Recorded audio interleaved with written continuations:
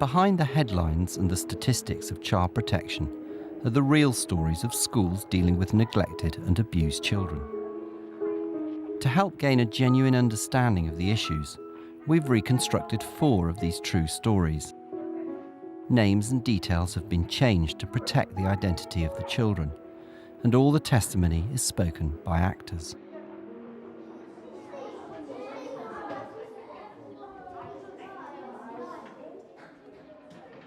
Amy was 8 and her sister Sophie 6.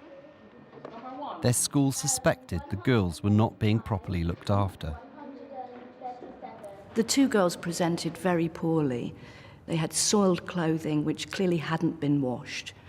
And the children themselves were pretty grubby from time to time, obviously not engaging in washing or bathing on a regular basis. We felt there was a certain level of neglect. The packed lunches for the 2 girls were very poor indeed. Maybe a drink and a piece of dried bread, but very little sustenance. Initially, we had discussions with Mum. We asked her to come in and talk with us. And my deputy head teacher and I made our concerns clear to her, explaining that we would have higher expectations. I mean, not expecting the children to be pristine, not expecting the lunchbox to be fulsome, but in both areas to be adequate, so that the children could make the best of their school career. Afterwards, there were some marginal improvements, but nothing long-term or consistent, so neglect was still a major issue for us. Neglect is a very broad area, so I suppose one would immediately think about children who aren't being fed properly or clothed properly. But neglect can also be about, lack of parents' attention, not encouraging children, developing their self-esteem, not being around for children. And I think that schools have got a responsibility as a universal service, not to say this is somebody else's problem, we need to refer this on to children's social care, for example, but to be actually thinking about how they can support that child and the family. The father figure was a stepdad. He was very aggressive. He felt the school had no right to intrude as he saw it in their life. He had little relationship with them or caring for the girls. And if anything, he was trying to encourage Mum not to follow what the school was working out with her. There was no improvement, so the school felt it had no choice but to take further action. We informed social services through the required procedure, and having given them all the details of it, they felt it didn't meet their threshold. But the school continued to be concerned, and 6 months later contacted social services for a second time. We were trying to get a proper assessment of the girls and their situation at home, whereby, for example, in that investigation, a social worker would assess by seeing what food is at home. I mean, we could see lunches. Now, we had no idea whether the girls were receiving breakfast or an evening meal. So actually looking in the fridge, I mean, was there a washing machine? Was it capable of being used? Or was it just a question of showing Mum how to use it? But once again, social services decided not to intervene. There are some situations where it won't meet the threshold for social care intervention, and that can often leave schools feeling very frustrated and not knowing where to go with their concern. But I think schools have also got to give regard to the fact that social services, children's social care as they are now, have to prioritise, and there will be some circumstances where they will say, at the moment, there isn't enough concern or there isn't enough evidence for us to accept a referral. In this case, the threshold soon became irrelevant when the school discovered the girls were suffering from more than neglect. Amy was drawing, and in the drawing, she drew what seemed to be a penis. Now, this was picked up by some of the other children she was drawing with and talking with. This was relayed then to her class teacher, who gently spoke with Amy and clarified with her what she told the other children. The class teacher then immediately approached me with that information. My deputy head and I gently spoke with Amy, and she confirmed her disclosure. Her stepfather had been coming into her bedroom during the night. We immediately followed the procedure of informing the police and social services, who responded immediately and came to the school. So how should school staff respond when such a disclosure takes place? Members of staff in school should not promise confidentiality to a child. They should listen and encourage the child to talk, but not be asking leading questions. Explain to the child what will happen next. Explaining that this member of staff to whom the child has disclosed will have to share this information with a senior member of staff in school. And it may mean that children's social care will need to be contacted. The stepfather was arrested. He was later convicted of sexual abuse and sent to prison. The girls went into foster care. Managing the relationship with social services is one of the issues raised by Amy's story. It's also a key theme in our next case.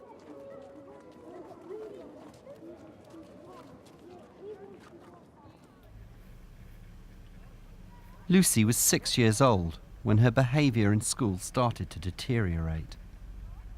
Lucy was fine in reception in year 1, but her behaviour became a lot worse in year 2. Her mother was also having problems with her at home. She had 3 children. At school, they always looked grubby and smelt a bit. There was Lucy and 2 younger boys. During year 2, Lucy seemed to be taking considerable responsibility for her younger siblings, bringing them into school and taking them home at the end of the day. In the playground, she always hung around with the boys. She was a real tomboy, but even then we had to keep a close eye on her. She was always getting into fights, even with the bigger boys. She seemed fearless. She didn't care what happened to her.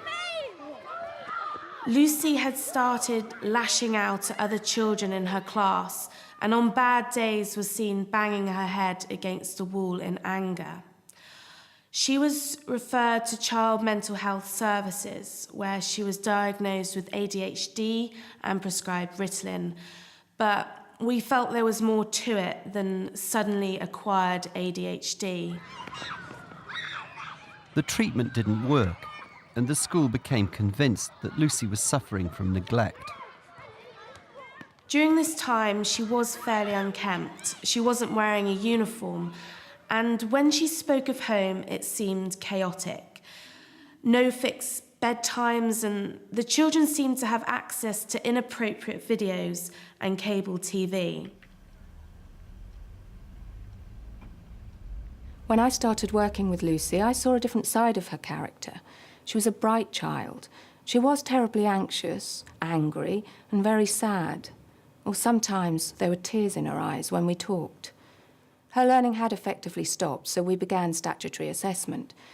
Well, there were several consultations about her with the social services, but it seemed we never quite got enough information for them to justify becoming involved. One day after school, Lucy refused to go home and ran off into town, leaving her 2 siblings waiting to be taken home. In the end, a WPC and I were searching the streets for her. Eventually we found her, but she was very distraught. Her mother came into school the next day, and there was a discussion about Lucy, during which she was basically saying she couldn't cope. She looked absolutely wrecked at that meeting, and I think she would gladly have had her taken off her hands. There were concerns at school about what was really going on in her life, and everyone remained vigilant. I think one of the best analogies of child protection is to think of it as a jigsaw puzzle. So as a teaching assistant, for example, you may have a concern about a child which in isolation wouldn't necessarily raise your level of concern too much.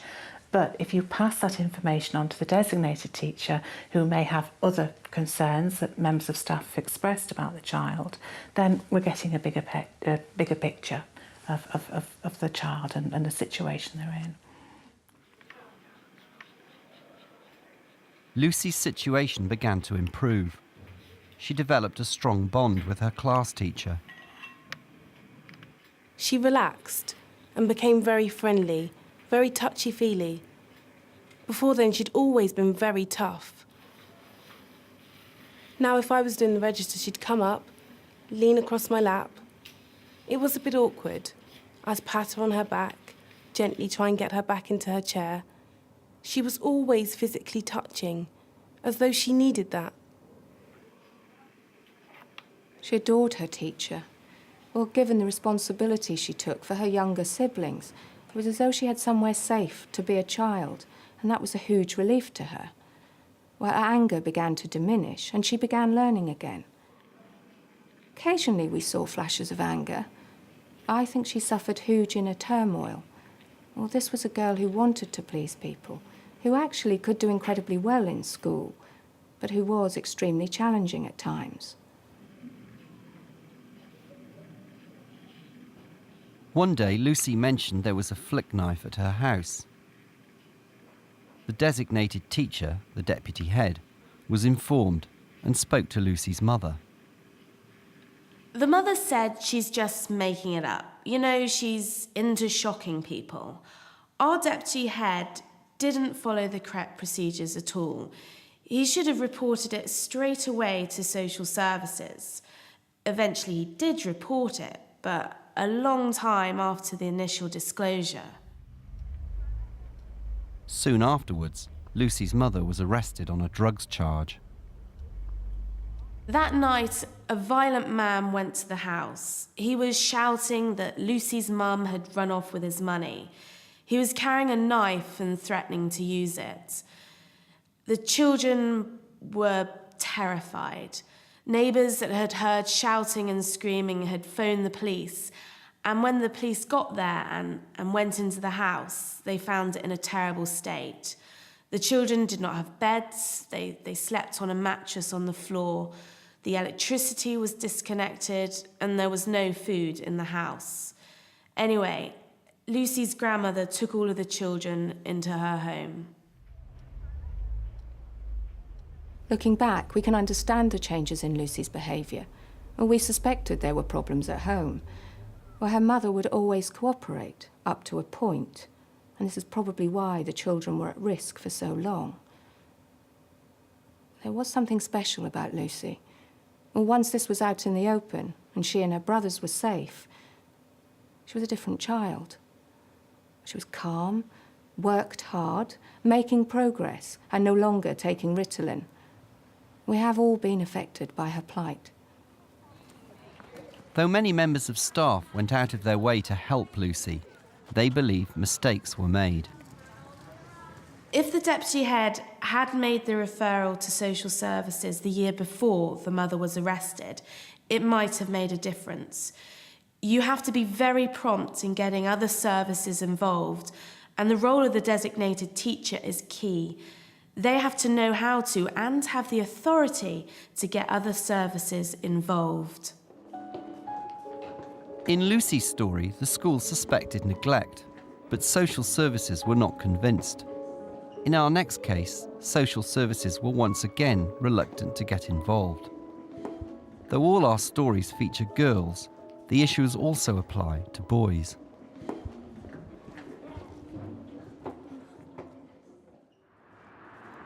Pfizer was 11, and though she never spoke in class, the school weren't overly concerned. The parents said she spoke at home, and we believed them. Though, looking back, I don't think we probably would now. Apart from Pfizer, the other children in the family spoke, so we didn't suspect that there was any cause to worry. When Faiza and her brothers didn't return to school after Christmas, we weren't immediately concerned. We're in a community where Asian families often take extended holidays. They'd been on a long break like this the previous year, so we weren't suspicious. But a few weeks into the new term, the deputy head became worried. She reported the case to social services and sent a colleague to Faiza's home, but no one answered the door. Then in March, someone saw the children in town, and that's when we started to get really concerned.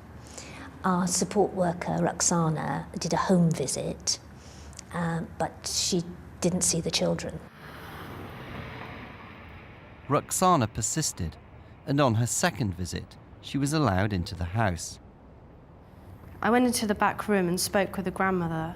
I started off by saying I had some books for the children, that if they were not well, they could read them at home. As I walked in, I looked up the stairs. I noticed it was dark and quiet. I didn't feel as if anyone was at home. The grandmother sat me down in the middle of the room and started telling me about herself and how she was not well. I steered the conversation towards the children and asked how they were. She told me they were very ill and started describing how one had a stomachache, another one had a flu, just different illnesses for the 3 children.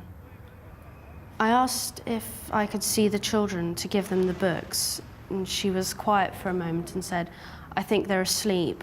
They're awake at night, so they're asleep now." I couldn't hear anything at all, not even from anyone moving about upstairs. I asked if she could call the mother so I could speak with her. And so she stood by the stairs and kind of called, but not with the intention of actually calling her, and then said, I think she's asleep as well. Whilst I was at the house, I'd felt very uneasy just generally looking at the state of it. You know, the first bedroom was blocked off by a single mattress. The room I was stood in had no carpet, no wallpaper, a very bare minimum of furniture. And the grandmother told me that she was decorating. Of course, when someone says this, it's very hard to question whether they are actually decorating or whether that is the state that they're living in. Roxana's instincts told her something was wrong. The deputy head agreed. I phoned social services and asked them to investigate. The next week, I phoned social services again, but this time I got a different duty officer who didn't know me.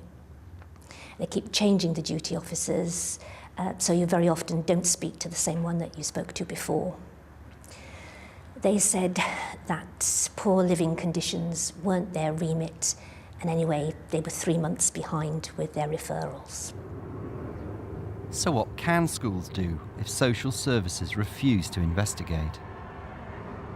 They can talk to the lead officer in Children's Services Education. They can get some support from that lead officer who will give them some advice and may actually talk to a team manager in children's social care. Equally, there are people within children's social care who can talk to team managers and get the agreement that the case should be looked at and perhaps a case conference convened if it's appropriate. I phoned social services again and said there was still no sign of the children at home and they hadn't been in school.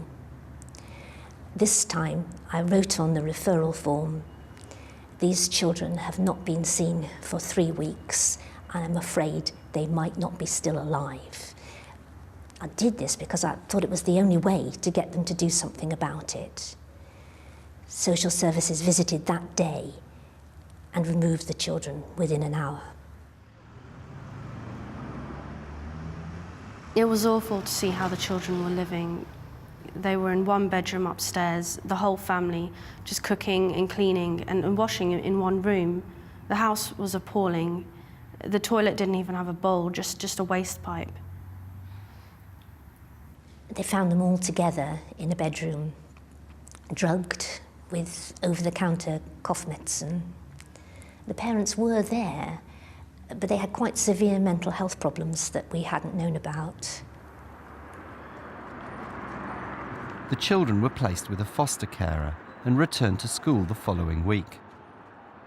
It was brilliant to see the children talk and laugh. They were socialising with other children. They were totally different. They seemed happier, and you saw the children smile, which I'd never seen before. But why had the school waited so long before making a home visit?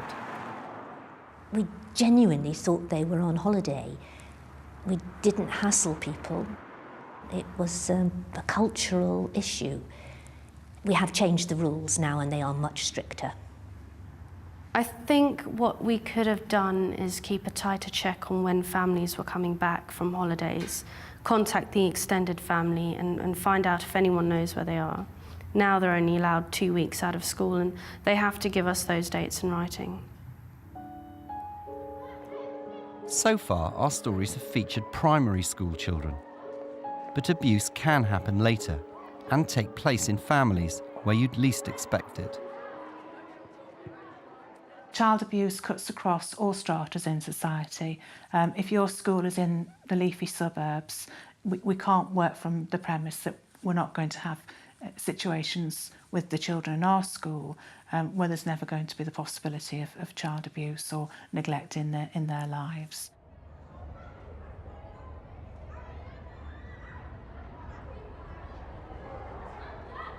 Sam was 14 and at the top of her class. But then, without her parents or teachers realising, her life began to fall apart. Throughout primary school and the beginning of secondary school, I had no problems. I got good grades up until year 9, and then my lifestyle just started to change. My friends from outside school were doing cannabis, and I joined in. And then I came across something called white, which is crack cocaine. One day I met someone I knew, and we went to their friend's house. And it was one where you needed a password because it was a crack house. And this pipe was produced and I smoked it. It's such a quick drug to get addicted to. I mean, I'd go there practically every day, whenever I had money.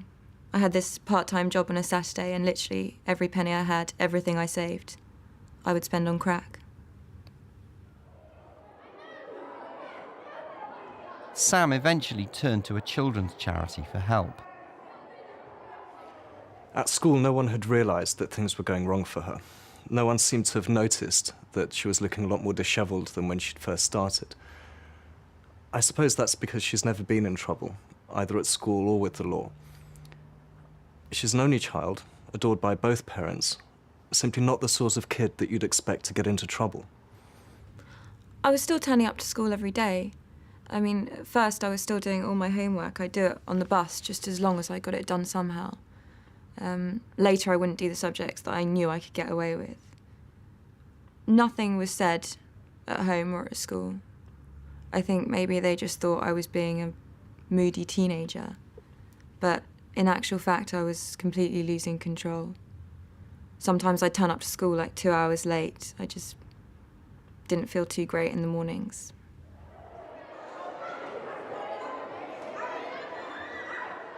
She had started missing lessons, but because of the fact that she'd turn up for at least part of the school day, she slipped under the radar. If someone had noticed that she was missing, if the attendance officer had been involved, there would have been a home visit, and the parents would have been alerted to the fact that something was wrong. And then maybe there would have been a referral to social services.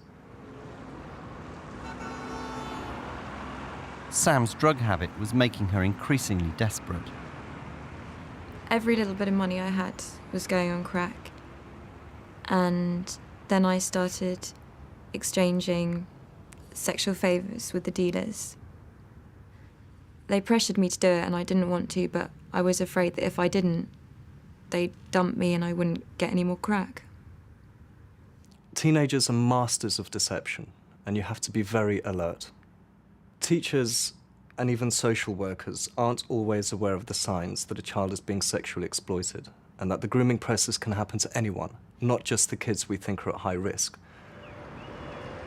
But there are signs of abuse which teachers can look out for in children of all ages.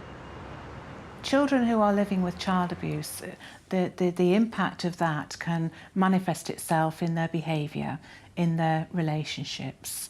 And schools often have positive behaviour management strategies in place. But what I would really emphasise is sometimes the need to look beneath children's behaviour. So if children are very aggressive, if they hit out at other children, if they're using inappropriate language, maybe swearing or sexualised language, if they're stealing food from other children or stealing the belongings of other children, if they're very, very aggressive, then these are all possible indicators, not necessarily of child abuse per se, but something not right in children's lives. There was one time when I'd done some crack and I was looking in the mirror and I thought my neck was shrinking. And I had my hands around it, and one minute it was thin and the next minute it was big again. And I really thought I was going to die. This incident gave Sam a moment of clarity, and she realised she had to get help. Though the school wasn't involved, the charity gave crucial support. It took me about 5 or 6 months. I just cut off the drugs people completely, and I changed my phone number. I think I would probably be dead now if I'd carried on.